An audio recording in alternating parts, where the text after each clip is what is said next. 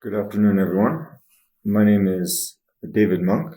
I'm a lecturer at Gulu University, which is a university in northern Uganda, and I'm also the coordinator for the UNESCO Knowledge for Change African Regional Center for Training in Community-Based Participatory Research. And today I would like to discuss just briefly about community-engaged research and how to identify a community. This is really important because, I've been teaching community-based participatory research and working and doing community-based research for about 15 years now. And always, whenever we're teaching the courses, people seem to have trouble grappling with how to identify a community. When you're teaching, of course, you need to first begin by practicing doing it. So we always ask people to now take on a small community-engaged research project, and they seem to really grapple with how to identify a community. So today, I want to take us through that to help anybody that has some of these concerns. First of all, community-engaged research. In community-engaged research, we're working together with the community. We're not doing research on the community. And this is a fundamental difference from traditional research, which is often accused of sort of data robbing, is a term that's used at times, where we come in, we drop in, researchers from the university have a question. They come, they drop in on the community, they find answers to the question, and they leave the community. And they go and they publish the results somewhere, most likely.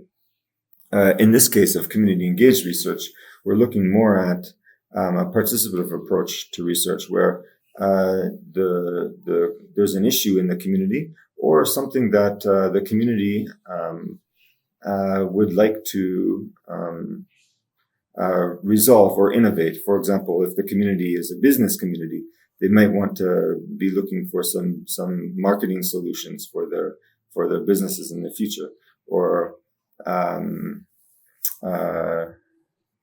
if it's a community geographically, a community around where you live, then maybe they want to clean up the community because there are some problems with waste management or something like this.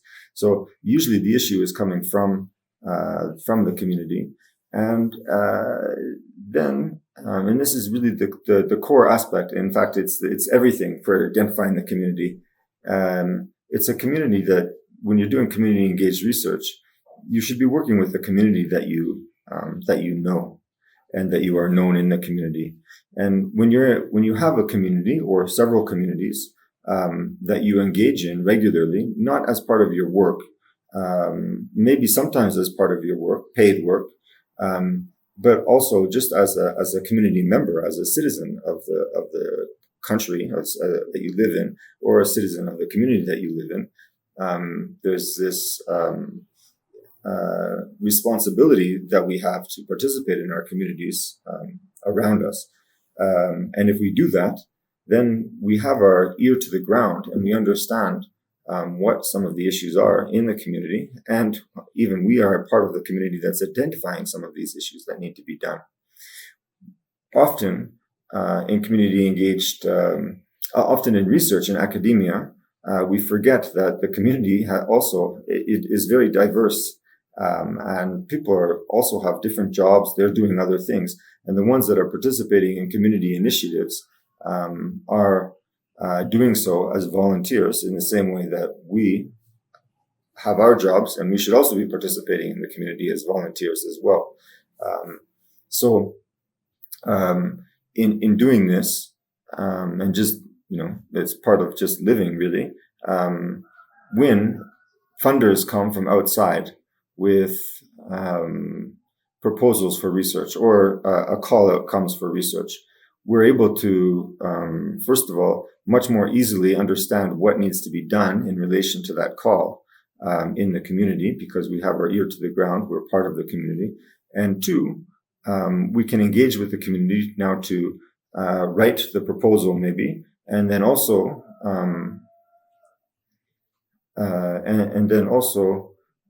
carry out the research very easily in a participative manner because we know the people, we have relationships that are established. So community engaged research, it doesn't start with a proposal. It starts with being part of a community much before any proposal or research comes along. And when that happens, then it's very easy to do community engaged research. I wanted to just give an example, a small story for myself. When I first came to Gulu, that was in 2018, and in February 2018, and I met someone, Candy from Starface Camp. Candy is a former rap artist, now I guess retired, but runs these programs with young people in the community in Gulu, using arts to help them build their identity and find pathways for themselves in life. And I first met Candy at an arts festival that they were hosting in Gulu. It was very shortly after I saw some advertisements, a poster on a paper. It was very shortly after I had arrived. So I went and joined in this arts festival that they were doing. They were doing with young people, kids to adults, all the way through. In the morning, they had face painting, they had some games, they had artists there, and they had some film competition, some short film competitions and screenings in the evening. So it was quite a nice day. And I followed up with them afterwards, and I started participating a little bit in some of the things that they were doing. As someone that likes to use arts as a means of facilitation and engagement, I was very interested in what they were doing and how they were working with young people to engage their agency and their voice, which I also think is really, really important. So, and now over the years, we've done so many different things. In fact, here, I'm skipping the top part to start with the bottom part of my slide here. We do these arts-based community engagement forums, and they asked me to come and participate and do some facilitation of art, similar to what you can see in the picture on the left-hand side here. This is a community arts painting, and basically what you do is you take a question and you give everybody a square. We discuss the question a little bit. In research, it would be a research question, and if it's a learning opportunity, whatever the case is, they have a question that they want to ask. For example, why are the arts important and how can we support them? That was the very first one that I did with them. I still remember that. That was also in 2018. We sat with the community, and in fact, we wrote a paper. I wrote a paper about participatory community-based research based on these activities with them. But another one that we did was asking, what is the community you want to see? So it was very directly a community building question. These were not my research questions. There was no funding to do these. This was just community coming together. I had some art supplies, and we came together and asked these questions. And the point of doing it was to bring together different parts of community to engage around these questions that young people felt that were not being addressed properly, and where their voices were not being heard. So they were wanting to express this. And so I was just participating and helping with some arts-based facilitation. So out of these relationships, now we have these lifelong learning cafes that Starface Camp participates in, community discussions where we bring people together to have discussions and take actions around different ideas. Often we use arts-based, but not only arts-based engagement to facilitate conversations in our community with a group of younger people, some of them from Starface Camp, some of them from the universities, from very diverse spaces. In fact, a group of, we can call ourselves active citizens. In fact, we call ourselves lifelong learners, connected to the UNESCO Chair in Lifelong Learning, Youth and Work, which is at Gulu University. So we've done these things about youth and entrepreneurship, agriculture. We had a campaign of Gulu Breathe Clean, which was on that one we were engaging with schools and we were planting trees on we started to plant trees on we piloted one street in Gulu, and then COVID came, so it didn't. We didn't complete the rest of the streets, but we also did some things on mental health, and now we're now back on a campaign working with schools to do sorting waste and doing environmental analysis of the schools programs. So all of these are just projects that we're doing. Again, we don't have funding to do any of these. It's purely out of people's interest and care for building community. And so out of all of some of these initiatives, what has come is a number of research projects. In fact, we had this research, Vet Africa 4.0, which was looking at vocational education and training in Africa. And we had two case studies in Uganda and two case studies in South Africa. And we were sort of doing some comparison across skill systems. And in Gulu, I was the lead for the case study in the case in Gulu, the lead researcher. And so we quickly tried to understand the young people. There's a lot of young people in and out of work, and we were coming and looking, and I said, okay, well, this is very easy. The funding was coming from outside, from the UK. And I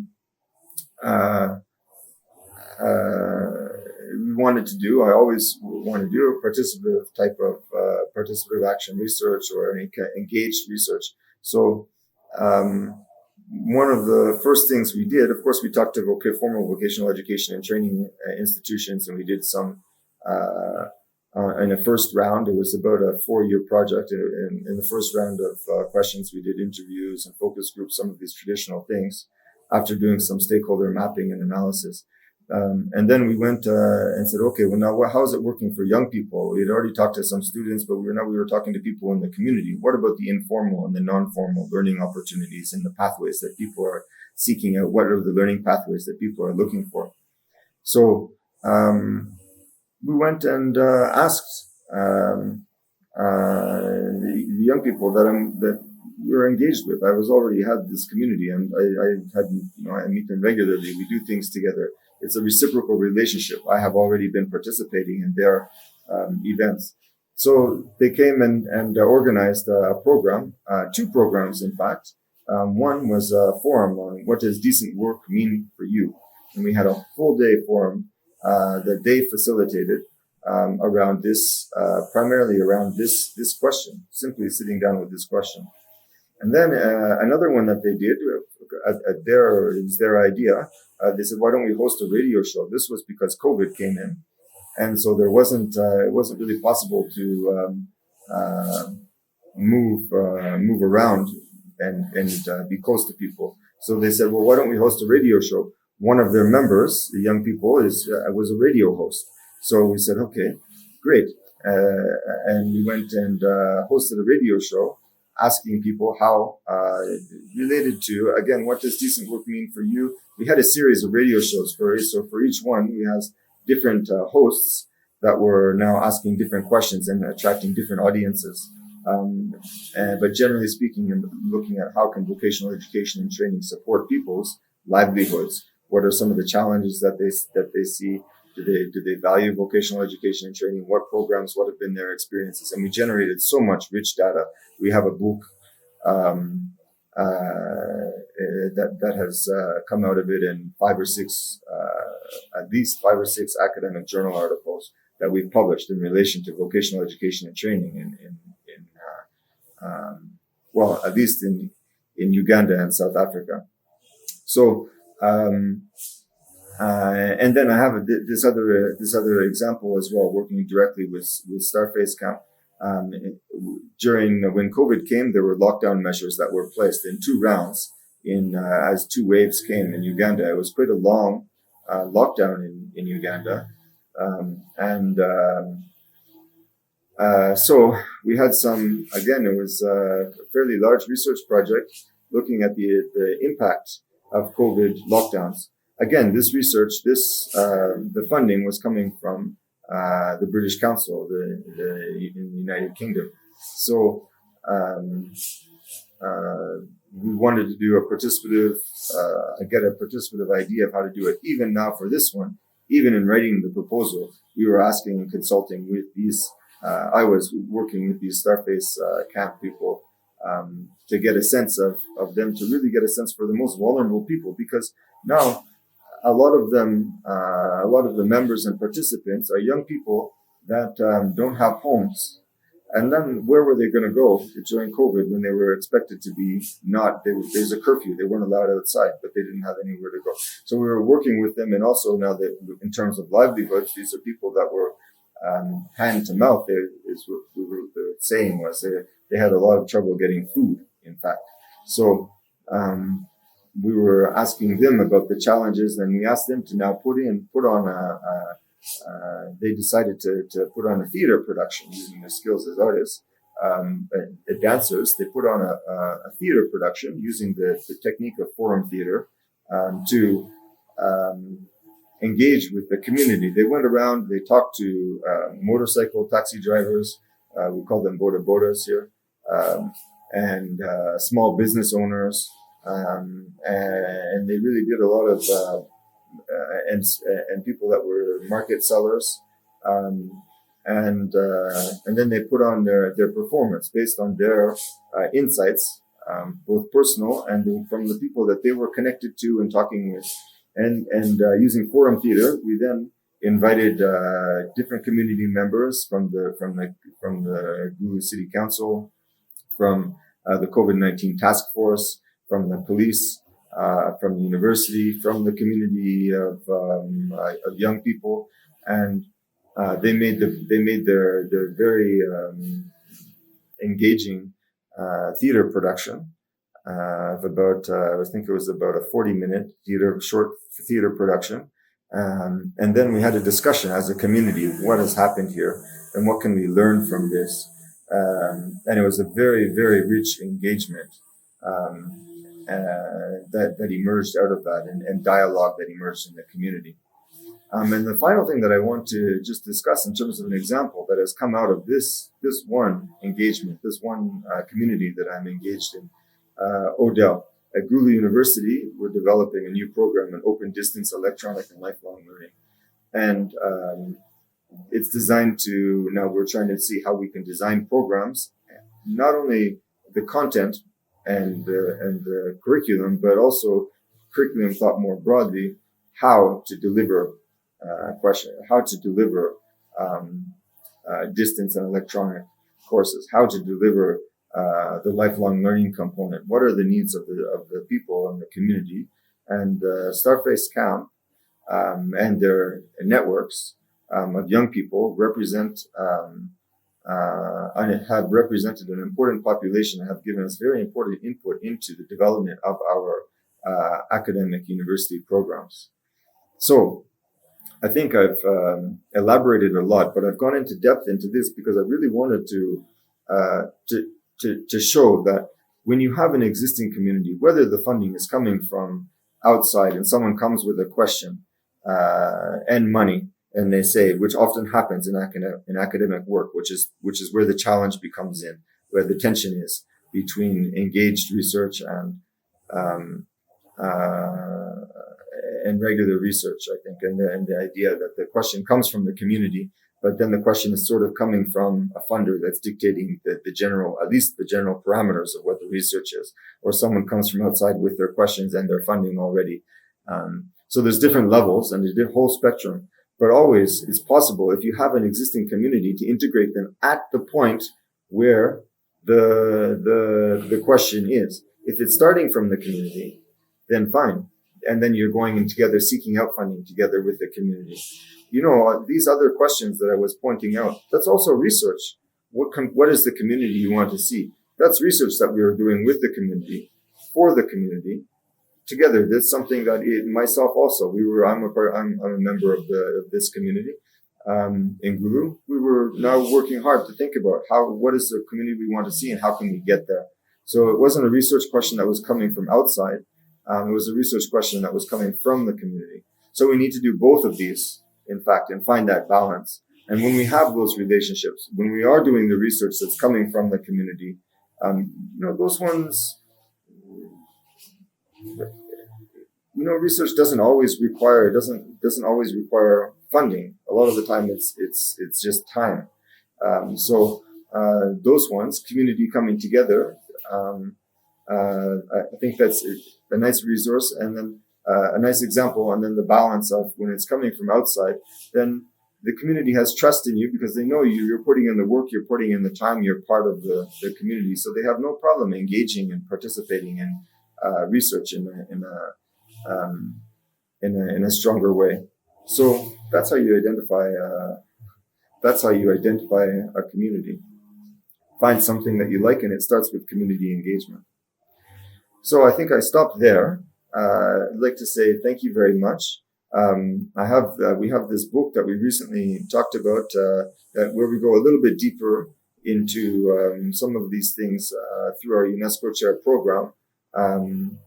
You're welcome to check us out. The website is there, unescoK4C.gu.ac.ug.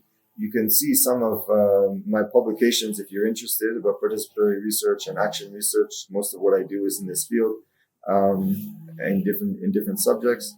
At my ResearchGate, I think, profile, and you're welcome to connect with me either by email or by LinkedIn. Thank you.